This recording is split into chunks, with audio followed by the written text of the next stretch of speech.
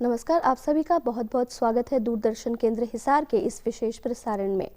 जैसा कि प्रधानमंत्री के द्वारा 20 लाख करोड़ रुपए के आर्थिक पैकेज की घोषणा की गई, तो इसमें उन्होंने महत्वपूर्ण पहलुओं को छुआ है, जिसमें उन्होंने सूक्ष्म, लघु, कुटीर उद्योगों के लिए 3 लाख करोड़ रुपए के लोन के लिए उन्होंने पैकेज दिया है, जिसमें ये लोन बिना गारंटी का होगा और ये 4 साल के लिए रहेगा, जिसमें कोई भी पहले साल में किसी भी प्रकार का ब्याज देने की जरूरत नहीं रहेगी। इन्हें 12 महीने की छूट मिलेगी और ये ऑफर 31 अक्टूबर 2020 तक के लिए सीमित रहेगा। To define an MSME is being brought in, and that criteria is based on turnover. So that is being brought in newly now. Earlier it was only investment size. Now investment size and or additional turnover size is being brought in. And earlier the distinction which prevailed between manufacturing unit, and therefore their definition was on slightly different account. Service units, their definition was on slightly different criteria. Now that differentiation between manufacturing and service MSME are being removed. Manufacturing MSME or service-based MSME shall all be defined similarly.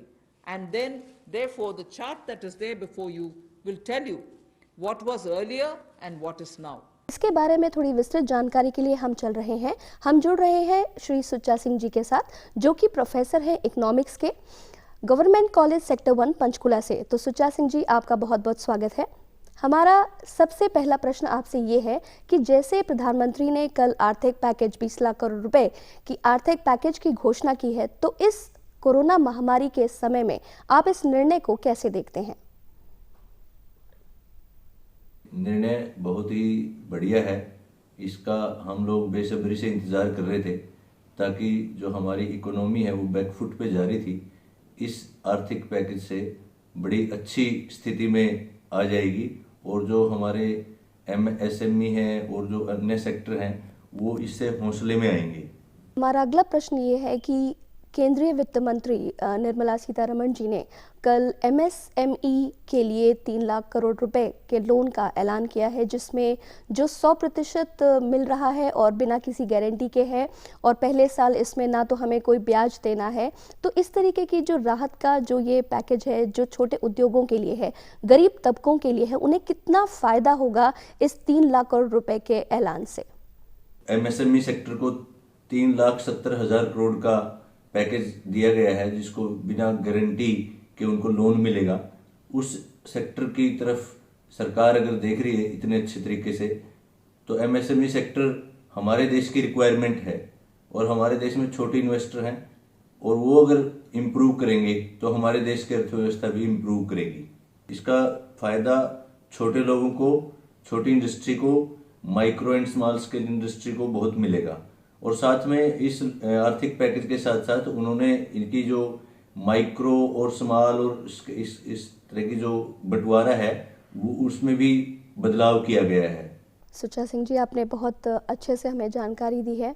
तो अगला प्रश्न ये है कि जैसे कि हम सभी देख रहे हैं, हम बहुत जगह पे समाचार भी सुनते हैं कि बहुत से जितने श्रमिक हैं वो वापस अपने गृह निवास पर चले गए हैं और बहुत ज़्यादा जो है इस समय हमें उनकी कमी महसूस हो रही है। तो क्या यहाँ पर इस निर्णय से रिवर्स माइग्रेशन में कितनी मदद मिलेगी? रिवर्स माइग्रेशन में अभी मदद नहीं मिलेगी, लेकिन कुछ समय बाद जैसे ही लोगों को लगेगा कि अर्थव्यवस्था अपने पुराने डर्रे पर दोबारा से चल पड़ी है, तो लोग पिछले कुछ दिनों से हरियाणा में एक बात आई थी कि भाई हरियाणा में जो मजदूर गए हैं हरियाणा से वो आना चाहते हैं, ऐसे ही दूसरे राज्यों की तरफ भी मूव करेंगे। सरकार ने जो है वो छोटे उद्योगों के लिए यानी कि MSME के लिए EMI से जो है वो राहत दी है। उन्होंने घोषणा की है कि उनको काफ़ी जो है इस तरीके से राहत मिलेगी। तो आप इस निर्णय को जो है किस तरीके से देखते हैं? किसी भी कंपनी को, किसी भी फर्म को, किसी भी स्मॉल स्केल इंडस्ट्री को अगर 1 साल के लिए EMI से राहत मिलेगी, तो वो जो EMI जो पे करनी होती है उसको वो एज ए इन्वेस्टमेंट ले सकते हैं। एज ए इन्वेस्टमेंट अगर उस EMI का यूज करेंगे तो वो जो स्मॉल स्केल इंडस्ट्री है, माइक्रो इंडस्ट्री है, वो इम्प्रूव करेगी। उनकी जो इकोनॉमिक सिचुएशन है वो बड़ी अच्छी हो जाएगी। सरकार ने ये भी फैसला दिया है कि जो 15,000 से जो कर्म जिनको वेतन मिलता है, उनकी जो ईपीएफ है उससे भी उन्हें राहत मिलेगी और वो जो है वो केंद्र सरकार जो है वो अपनी तरफ से देगी, जिससे कम से कम 72,22,000 कर्मचारियों को सीधे फायदा होगा। तो क्या आपको ये लगता है कि ये जो एक बहुत बड़ा फैसला है, बहुत बड़ा निर्णय है, ये एक मॉरल बूस्टर के रूप में काम करेगा? सर, ये घोषणा बहुत अच्छी घोषणा है, क्योंकि अगर ये ईपीएफ सरकार उनको देगी तो जो छोटे कर्मचारी हैं उनके पास पैसा आएगा हाथ में, जो कि वो खर्च कर सकते हैं। अगर वो खर्च कर सकते हैं तो वो हमारी इकोनॉमी को बूस्ट करेगा। हमारी इकोनॉमी बूस्ट होगी तो मतलब डिमांड अगर बढ़ती है तो हमारा जो माइक्रो स्मॉल स्केल इंडस्ट्री और हमारे देश की इंडस्ट्री बड़ी अच्छे से सर्वाइव कर जाएगी। इस कोरोना के संकट से जो आर्थिक संकट आया उससे बच जाएगी। जैसा कि आपने बताया, आपने अपने विचार जो है वो प्रस्तुत किए। सरकार ने भी जो है वो असंगठित क्षेत्रों के मजदूरों के लिए बहुत बड़ी राहत घोषणा करी है, जिससे उन्हें काफ़ी फ़ायदा भी पहुंचा है। तो अब जो है वो बात कर रहे हैं सर रियल एस्टेट कंपनियों के बारे में।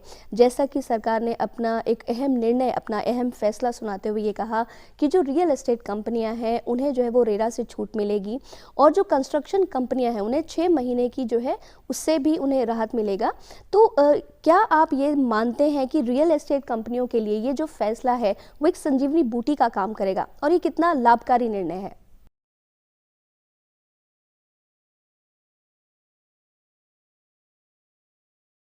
रियल एस्टेट सेक्टर पिछले कुछ दिनों से बड़ा दबाव में था, बड़ा संकट में था।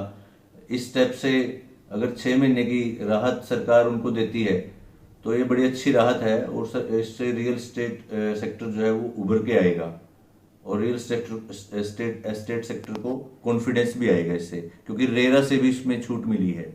रेरा की जो प्रतिबंध हैं, जो इस प्रकार के जो नियम हैं, लॉ एंड रेगुलेशन है, उनसे भी उनको थोड़ी राहत मिलेगी। आपने बहुत अच्छी सी जानकारी दी कि किस तरीके से रियल एस्टेट के लिए जो है ये एक मॉरल बूस्टर की तरह काम करेगा। तो आप ये और बताइए कि जैसे कि हरियाणा जो है वो बहुत बहुत बड़ी फैक्ट्रीज़ का और जो है रियल एस्टेट का एक बहुत बड़ा हब है। तो जितनी भी जो एक भारत सरकार के जितने भी फैसले, अहम फैसले किए गए, जो निर्णय लिए गए हैं, वो हरियाणा जैसे राज्य के लिए कितने कारगर सिद्ध होंगे आने वाले भविष्य में? हरियाणा स्टेट छोटा सा स्टेट है, इस आर्थिक पैकेज का, क्योंकि एनसीआर में काफ़ी एरिया इसका आता है। एनसीआर में काफ़ी इंडस्ट्रीज हैं हरियाणा में, और स्मॉल स्केल इंडस्ट्रीज भी हैं और बड़ी इंडस्ट्रीज भी हैं। जैसे मारुति उद्योग लिमिटेड है, वो बड़ी इंडस्ट्रीज में आता है। ऐसी इंडस्ट्रीज को बड़ा फायदा होगा छोटी इंडस्ट्रीज के माध्यम से। अगर छोटी इंडस्ट्रीज मूव करती हैं, इंप्रूव होती हैं, तो बड़ी इंडस्ट्रीज को भी इसका फायदा होता है, क्योंकि डिमांड बढ़ेगी, लोगों की डिमांड बढ़ेगी तो बड़ी बड़ी इंडस्ट्रीज को भी फायदा होगा और छोटी इंडस्ट्रीज को भी फायदा होगा। इस आर्थिक पैकेज का कुल मिला के बहुत अच्छा असर भारतीय अर्थव्यवस्था के ऊपर पड़ेगा, और मैं प्रधानमंत्री नरेंद्र मोदी जी को इसके लिए बड़ा धन्यवाद देता हूँ। सुच्चा सिंह जी, आपने प्रधानमंत्री जी द्वारा घोषणा की गई जो 20 लाख करोड़ रुपए पैकेज के सहायता के लिए जो है, उसमें आपने बहुत ही ज्ञानवर्धक बातें हमें बताई, बहुत से ऐसे पहलुओं को छुआ जो कि अब तक हम सोच रहे थे कि शायद अनछुए रह गए हैं, लेकिन बहुत अच्छे से आपने विस्तृत जानकारी हमें दी, जिससे हमारे जितने भी हमारे जो दर्शक हैं वो बहुत ही लाभान्वित होंगे। तो आपने इतनी बहुमूल्य जो हमें जानकारी दी उसके लिए आपका बहुत बहुत धन्यवाद।